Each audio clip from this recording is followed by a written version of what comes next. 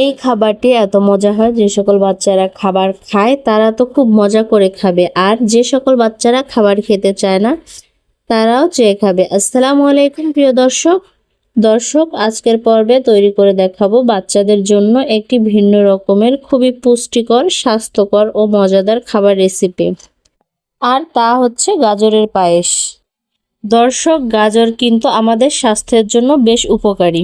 এতে রয়েছে vitamin A, B K, potassium, fibre, antioxidant সহ বিভিন্ন রকমের পুষ্টি উপাদান।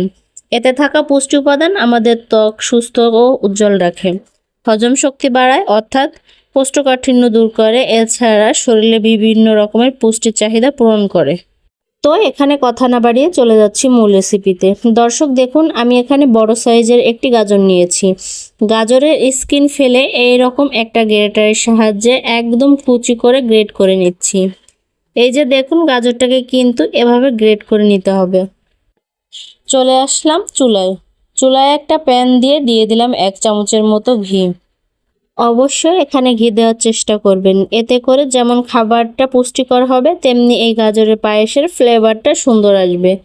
তো যাই হোক, এরপর আমি এর মধ্যে সুন্দর একটা ফ্লেভারের জন্য দিয়ে দিলাম একটি এলাচ, 2 টুকরা দারচিনি আর একটি তেজপাতা। তারপর গ্রেট করা গাজরগুলি দিয়ে এগুলোকে ভালো করে ভেজে নিব। ততক্ষণ পর্যন্ত ভেজে নিব যতক্ষণ পর্যন্ত গাজরের যে রসটা আছে সেটা শুকিয়ে একদম ভাজা ভাজা না হয়ে যায়। আর এই অবস্থায় কিন্তু চুলার আঁচ মিডিয়ামে থাকবে। যাই হোক, কথা বলতে বলতে আমার গাজরটা কিন্তু ভাজা ভাজা হয়ে গেছে। এবার গাজর সিদ্ধ হওয়ার জন্য দিয়ে দেব এখানে গরুর দুধ। আমি এখানে প্রায় 1.5 কাপের মতো পরিমাণে গরুর দুধ ব্যবহার করেছি। তবে আপনারা আপনার বাচ্চা যদি গরুর দুধ না খায়, অর্থাৎ যে সকল বাচ্চারা গরুর দুধ খায় না, তাদের ক্ষেত্রে খাবারটি পানি দিয়ে রান্না করবেন। তো যাই হোক, এরপরে চুলার আঁচ মিডিয়াম আঁচে রেখে গাজরগুলোকে ভালো করে সিদ্ধ করে নিয়েছি। আর গাজর সিদ্ধ হতে কিন্তু খুব বেশি একটা সময় লাগে না, 3 থেকে 4 মিনিট জাল করলেই কিন্তু গাজরটা খুব ভালো করে সিদ্ধ হয়ে আসবে। এ পর্যায়ে এই পায়েসের ঘনত্বটা ঠিক রাখার জন্য 1 টেবিল চামচ আটা নিয়ে কিছু পরিমাণে পানি দিয়ে ভালো মতো গুলিয়ে এই পায়েসের মধ্যে দিয়ে দিচ্ছি। আপনারা এখানে আটার পরিবর্তে চাউলের গুঁড়ি বা ময়দাও ব্যবহার করতে পারেন। খুব ভালো করে গুলিয়ে পায়েসের মধ্যে দিয়ে নেড়েচেড়ে খুব ভালো করে মিশিয়ে নিতে হবে। অবশ্যই এ পর্যায়ে অনবরত নেড়েচেড়ে ভালো করে মিশিয়ে নিতে হবে। আর চুলার আঁচটা কিন্তু একদম লো আঁচে রাখবেন, কারণ এই অবস্থায় চুলার আঁচটা যদি হাই হিটে থাকে তাহলে কিন্তু আটাটা দলা পেকে যাবে। এবার স্বাদের জন্য দিয়ে দিলাম এখানে 2 চামচ চিনি। এখানে আপনারা চিনির পরিবর্তে খেজুরের গুড় অথবা তাল মিশ্রিও ব্যবহার করতে পারবেন। আমার ঘরের মিষ্টিটা শেষ হয়ে গেছে, তাই আমি এখানে চিনি ব্যবহার করছি।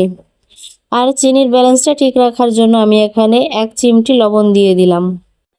এখন আমি এগুলোকে নেড়েচেড়ে 1 থেকে 2 মিনিটের মতো রান্না করে নিব। আর এই অবস্থায় কিন্তু চুলার আঁচ লো হিটে রাখবেন। তো যাই হোক, নেড়েচেড়ে ভালো করে মিশিয়েছি আর এই রকম ঘনত্বে রেখে চুলা থেকে নামিয়ে নিচ্ছি, কারণ পায়েস টাইপের খাবারটা একটু ঠান্ডা হয়ে গেলে ঘন হয়ে আসবে। আর এই তো তৈরি হয়ে গেল বাচ্চাদের জন্য দারুণ মজার, পুষ্টিগুণে ভরপুর গাজরের পায়েস। দর্শক, অনেক মায়েরাই অভিযোগ যে বাচ্চা খাবার খেতে চায় না। বাচ্চারা যদি খাবার খেতে না চায়, বাচ্চাকে প্রতিদিন একই ধরনের খাবার দেওয়া যাবে না। চেষ্টা করবেন বাচ্চাদের একটু ভিন্ন ভিন্ন খাবার খাওয়াতে। বাচ্চাকে ভিন্ন ভিন্ন খাবার দিলে বাচ্চা এক সময় ঠিকই খাবে। তো দর্শক, এই ছিল আমার আজকের আয়োজন। আমার আজকের ভিডিওটি যদি ভালো লাগে প্লিজ একটি লাইক দিবেন এবং বাচ্চাদের নিত্য নতুন খাবার রেসিপি পেতে আমার চ্যানেলটিকে সাবস্ক্রাইব করে রাখবেন। আল্লাহ হাফেজ।